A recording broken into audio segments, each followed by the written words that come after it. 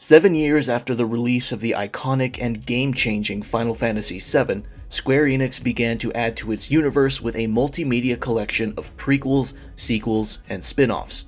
This collection is known as the Compilation of Final Fantasy VII, and it started first with Before Crisis, an RPG for mobile phones.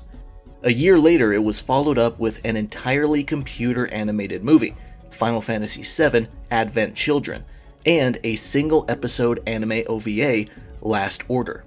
A year after that, in 2006, Dirge of Cerberus launched for the PlayStation 2, a sequel starring Vincent Valentine as the main and only playable character with third-person shooting gameplay as opposed to turn-based RPG combat. And finally, a year after that, we got the last major part, and arguably the most important part, of the compilation, Crisis Core for the PSP.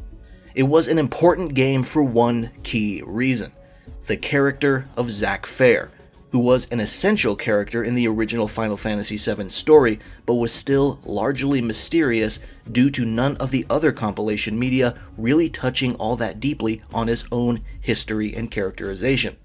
But now, he's the leading man in his own game, and we get greater insight into the malicious Shinra Corporation and the notorious incident that truly sets off the events of the first game. The original Crisis Core received positive reception at the time, but as the years passed, I believe that the passion might have cooled on it overall.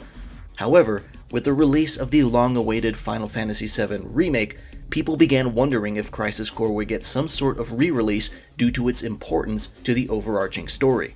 People began to speculate that doing so would be impossible because of Japanese superstar Gackt's appearance in the game for some reason or another, but as it turns out, no such obstacles existed. Now, 15 years later, Crisis Core got the re-release fans so desperately wished for in the form of Crisis Core Reunion, a subtitle that many expected to go to Remake Part 2, now confirmed to be Rebirth, and it turns out to be quite the package. Not only does Reunion feature impressively updated graphical fidelity, it also has small gameplay tweaks, many quality of life additions, and a fully voiced script, meaning no lines of dialogue are just silent text boxes. Every word has a person speaking behind it. And with this change comes a total switch in casting. Every major character in Crisis Core Reunion is now voiced by the new remake talent. With all of these modifications in mind, it's clear to see how Reunion could blur the already argued line separating remaster and remake. But do these changes truly come together to create a new experience worth playing if you've already played the original? Well, I've purchased the game, and I finished it, and now I'm ready to talk about it. So, without any more waiting, let's mosey into the review. Crisis Core Reunion takes place 6 years before the events of Final Fantasy VII, and follows Soldier Second Class Zack Fair as he prepares to take the steps necessary to receive his much-anticipated promotion to First Class, to be at the side of his friend and mentor, Angeal. As part of his examination, Zack is sent to Wutai to provide support for Shinra's war effort there. However, as he completes his mission, he finds Angeal has gone missing and has possibly deserted Shinra to join his longtime friend Genesis in his rebellion against the corporation. As Zack tracks his former colleagues down, he begins to discover more and more secrets deliberately kept in the shadows by the corporation's shadowy and untrustworthy leaders, specifically in relation to the nature of Soldier and how they receive their powers. Crisis Core has a cast of characters that are recognizable, to say the least, but the main issue with its plot mostly boils down to the script. Probably the biggest detriment to this remaster is the reusage of the game's original dialogue, almost word for word. It's a very, very mid-2000s script, and by that I mean there's a lot of anime-esque melodrama. The biggest culprits are Angeal and Genesis. While they do have their moments, they try way too hard to spout memorable quips, epigrams, or deeply emotional and introspective remarks, and they miss the mark almost every time. In the best case, they still come out of it looking somewhat endearing in their own corny ways. In the worst case, you have the skip cutscene button highlighted and wondering if you'll miss anything of real importance if you follow through. That being said, it also matters if you simply have a high tolerance or even a sweet spot for this kind of script, because it is still possible to walk away from the game loving these two for all of their scenery chewing.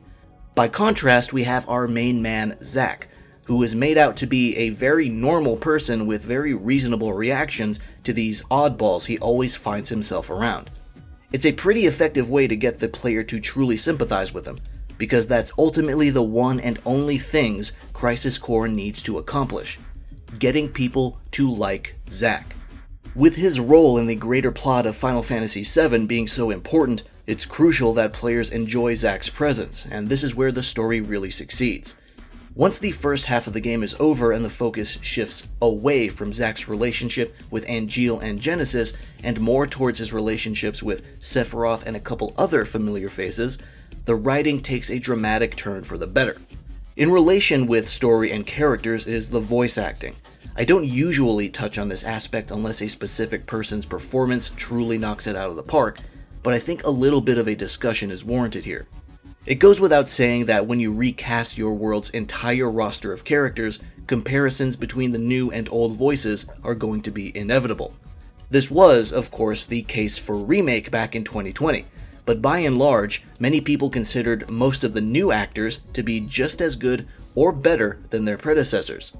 But Zack has been a bit of a sore spot for quite a while, and now that he's finally gotten his own fully fledged game, we can get a larger sample of Caleb Pierce's performance as our main man. I would say that while he hasn't totally fit into the role as well as Rick Gomez did in the original Crisis Core, Pierce absolutely has it in him to be a good Zack. In fact, he straight up is a good Zack at periodic moments scattered around the game, especially in the second half, and during scenes where Zack becomes more serious and contemplative. It's not perfect, but I do enjoy Pierce's performance. On a similar note, I've seen less but similar criticism aimed at Tyler Hoechlin, who is the voice of Sephiroth, succeeding George Newbern. I'm pretty sure I've already stated this back in my review for Remake, but I'll go on record to say it again. I really enjoy Tyler's portrayal of the character. I think he does an excellent job at making Sephiroth sound cold and distant, if not totally detached from the world around him. Tyler's Sephiroth sounds like a guy who was raised in a lab to be a weapon and barely knows how to talk to people. I like that. Perhaps he's not as explicitly sinister sounding, but I don't think that's a bad thing. So yes, I do like both Pierce and Hoechlin in their respective roles. It's also worth mentioning again that they are working with Crisis Core's original and very uneven script too. I played Reunion on the PlayStation 5, and this version performed excellently. It runs at a native 4K and a solid 60 frames per second. Period. There is no other performance mode, not that it needs one. I don't know if I ever encountered any huge frame rate drops during my playthrough, but if I did, I clearly didn't notice them. Even when the game was at its busiest, it ran very smoothly. Now, the fidelity ceiling was certainly lowered for this game in particular, because Square still needed it to run on the Switch, and this does have some very minor side effects that are visible even on the PS5. The most obvious is the skybox in the Sector 5 slums, which is the view of the underside of Midgar's upper plate. Despite being on a current-gen console, this giant texture is heavily pixelated and looks significantly worse than even the PS4 version of the same skybox in Remake. It's not a huge deal by any means, and some people probably won't catch it at all, but it is an example of what can be noticed if you look hard enough. As a result, Reunion doesn't look as beautiful as Remake Intergrade does, but it still does boast some pretty aesthetics. The interior of certain Shinra buildings, with their metallic walls and neon lights, look incredible, and some outdoor areas like the grassy farmland you run around on in certain side missions feel as vibrant and serene as they look. I can't help but assume that a major contributor to Square doing such a robust remaster instead of a standard one that just bumps the resolution up is due to the likelihood that many of these visual assets will be seen in Rebirth. Seriously, Crisis Core Reunion has a ton of locations that are almost guaranteed to appear in the second part of the remake saga. And I feel like they realized this and decided to put the assets they made for Rebirth towards Reunion too. There are small sections of Junon, Costa del Sol, and Gongaga, as well as the Chocobo Farm. There are mission areas that look like they could easily be reused for Mithril Mines, Cave of the Gi, Cosmo Canyon, and the ship that's meant to transport Cloud and the team from Junon to Costa del Sol. But of course, this isn't the primary reason why they decided to remaster it. It's already been stated that Zack will be an important figure in Rebirth, so knowing his story is probably crucial before the game comes out next winter. And while we're on the subject of the remastering process, I want to say that my guess as to why it's considered a remaster and not a remake in itself is probably because of the animations and cutscenes. The movement and framing of the characters and their scenes are exactly the same, which lends support to the idea that Square ported the original game into Unreal Engine and replaced the visual assets with the higher quality ones we have now. In fact, according to an interview on Nintendo Everything, Unreal was used because it supported C++, which is the language the original game was written in. Thus, I imagine porting the game to it wasn't too much of a task. So while a lot of work clearly went into this upgrade, it still lacks the sense of being completely rebuilt from the ground up that a lot of other remakes have. Not that there's anything wrong with that, this is just an observation on my part. Also relating to the visuals is CG cutscenes, the pre-rendered ones. There's two types present here in Reunion. First, the original CG cutscenes that were already present in the PSP version of the game, and second, the brand new CG cutscenes made for Reunion. The former are story cutscenes that you see periodically as you progress through the game, and they are very clearly AI upscaled. They don't look terrible, but they definitely have aged. In some cases, details on characters or the environment may even differ from how they look when you're back to in-game visuals. It's a bit puzzling that they left them like this when they have all the brand spanking new CG cutscenes for all the summons in the game, and some of them are absolutely insane, like Exaflare for Bahamut Fury. I suppose the story cutscenes would demand much more resources due to being longer and in greater abundance, but every time one starts playing, the switch is jarring. Now, let's finally cover the gameplay. The visuals have obviously been given a gigantic overhaul from its original version on the PSP, but what about the actual interactivity aspect? There are so many tiny alterations and additions to Reunion that I can't even begin to go over them in detail in this review. But the biggest part of it here is combat, because the lion's share of your playtime is going to be spent hitting things with your sword or with spells. For the most part, combat stays fundamentally the same, but that doesn't mean changes don't exist.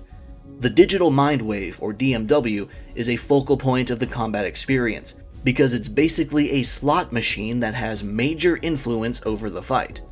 Depending on what numbers the DMW lands on, either a variety of buffs will help Zack, a summon will be available to use, a limit break will be ready to pop, or Zack and his materia will level up. It's totally random. For anyone with no experience with Crisis Core, this might sound potentially busted, and you may assume that the game will be either pathetically easy or mercilessly difficult based on the whims of this slot machine. But thankfully, that's not the case. If anything, the DMW provides an interesting dynamic to each and every fight that can slightly change the pace, increase the intensity, or simply create opportunities for clutch moments. It's as if every battle has its own modifiers without the need for a mod for the game itself. However, the biggest single change to how the DMW functions in Reunion compared to the original is its activation. In the PSP version of Crisis Core, when the DMW landed on a summon or a limit break, it would begin automatically, completely snatching control away from the player, whether or not they wanted it. It was annoying. This single detriment made the game damn near unplayable for some people. But by the good grace of the Reunion team, this problem was remedied. Now you can manually activate summons and limit breaks with simple button presses. It's such a tiny change, but its consequences on how the combat feels is massive. Furthermore, the controls feel extra fluid and responsive on top of that. Controlling Zack in combat feels great. Adding on to the subject of changes, there's new combat mechanics worth talking about too. First, you can actually move the camera in battles. Yeah, you heard me. Because the PSP only had one analog stick, which felt weird to use by the way, there was no camera movement during combat because the L and R buttons were for selecting items. Second, there's now a lock-on. Yes, the PSP version lacked something as basic as a lock-on. It's really useful for limit breaks that target single opponents. Once you reach Chapter 4 in the story, you unlock results bonuses, which replenishes Zack's HP, MP, and AP depending on how he fought the most recent battle. And once Zack is finally able to wield the Buster Sword himself, he gains the Battle Stance, which puts him in a still position where he gains hyper armor that prevents knockback and gives a big damage bonus for any physical attacks he uses, including ones given by materia. It probably goes without saying, but of course a game set in Final Fantasy VII's world also features the use of materia. And there's a lot to choose from in Reunion. I already mentioned summons, but spells, stat buffs, and abilities are also plentiful. There's even materia that increases the chances of the DMW landing on specific limit breaks, so if you have one that you enjoy using, or perhaps rely on, you can acquire the respective materia to activate it more often. Zack can equip up to 6 materia at the time, and the game uses a real-time materia ability mechanic of holding down L1, I'm on PS5 remember, and pressing any of the face buttons or R1 or R2 to cast whatever materia is assigned to that button. However, if the equipped materia is a stat increase or a limit break materia, then of course you can't cast it. You sacrifice that slot in order to boost your attributes. Spells and special attacks offered by materia are utilized really well in combat, and if you perform them as combo enders, they animate very naturally. I dare say the final product of the combat plays just as well as Remake's combat overall. Perhaps even better because Zack doesn't have mediocre air combat to bog him down. There's also side missions, and let me just say, there's a fucking ton of them. 300 in fact. But the good news is, they're actually very simple to do and the later ones give very worthwhile rewards, usually in the form of strong new materia. Some of them even have their own small subplots and cutscenes that add flavor to the experience. And if you utilize the wall-hugging trick to avoid 95% of encounters, you dramatically decrease the amount of time you spend on them. This little exploit was present in the original game, and it seems like Square didn't bother to fix it, in case you needed more evidence that Reunion is a straight port to Unreal on a programming level. Don't misunderstand though, if you insist on doing all 300 missions, you will be spending the majority of your playtime on them, no matter how quickly you try to do them. The game's main story content is honestly not that long, especially compared to mainline Final Fantasy games. If you focus exclusively on that and ignore side missions entirely, then you'll hit the end credits in about 10 to 12 hours, maybe a bit more. But if you embark on the arduous journey of doing all 300 missions, you can expect an additional 15 to 20 hours on top of that. It's also worth noting though that New Game Plus does exist, and it carries over all of Zack's attributes, materia, items, gil, and more. It does not, however, carry over side mission progress, meaning if you dare to do all 300, you have to do them on one playthrough. Short, repetitive missions like this is not the best kind of side content a game can have, but this is still a PSP game at heart, and combat actually being really fun now can help ease the pain. Overall, Crisis Core Reunion is a significant upgrade over its original version in many key ways that truly count. From visuals, to quality of life additions, to mechanical changes, Reunion brings its once handheld-only experience to a new age, and the translation works. If there's any criticisms I have about the game, it'd be mostly story-related, but I can't really blame the story on a remaster. The game clearly used the original's animation and cutscene rigs, and because of that, the script had to stay almost the exact same too.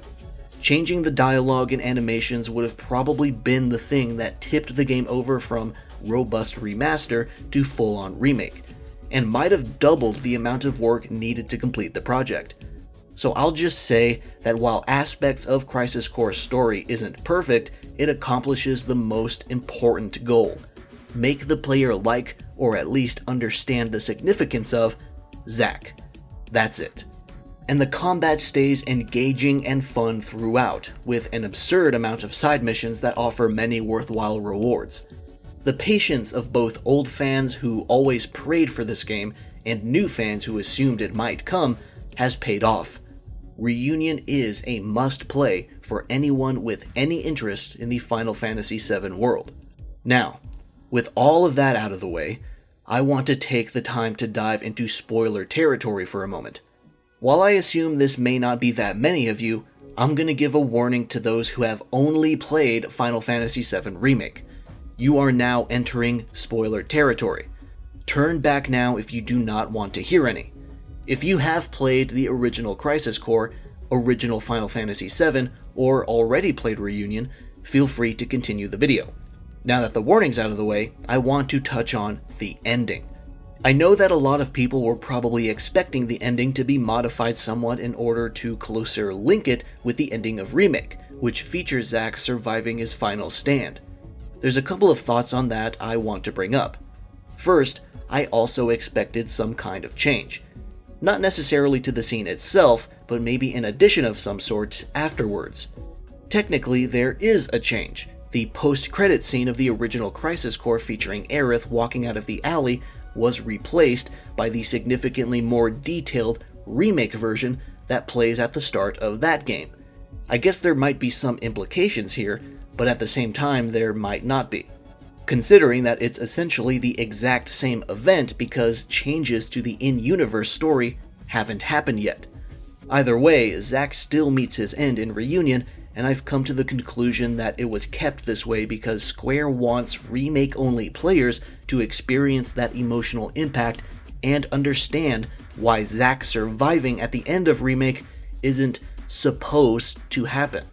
I know that playing this game will technically be gigantic spoilers for remake-only players compared to those who played the original game, because remake-only players still haven't at least seen the calm flashback yet, as Remake ended with Cloud and the team just exiting Midgar, meaning they don't know that Cloud's severe PTSD of the events of Nibelheim has him using Zack's memories as his own, erasing Zack from the events completely.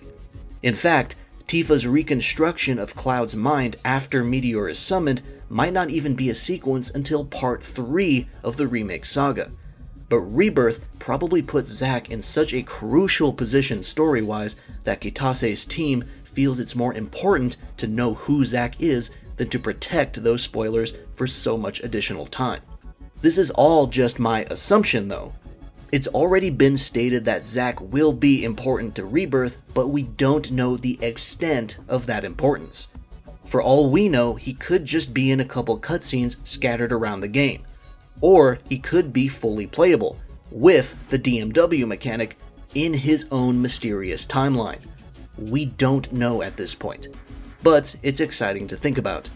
The wait for Rebirth is long and painful, but hey, since its announcement, 6 months has already passed, so it's about a third over. Just 12 to 14 months to go. Also, to briefly go back to the topic of Caleb Pierce as Zack, one of the good scenes he did well was the ending. His final words to Cloud and his re-recording of the Price of Freedom speech were great. If anything, the ending was the only part of the game that he needed to nail, and I think he succeeded. This concludes my review for Crisis Core Final Fantasy VII Reunion. Thank you for watching, and I'll see you around.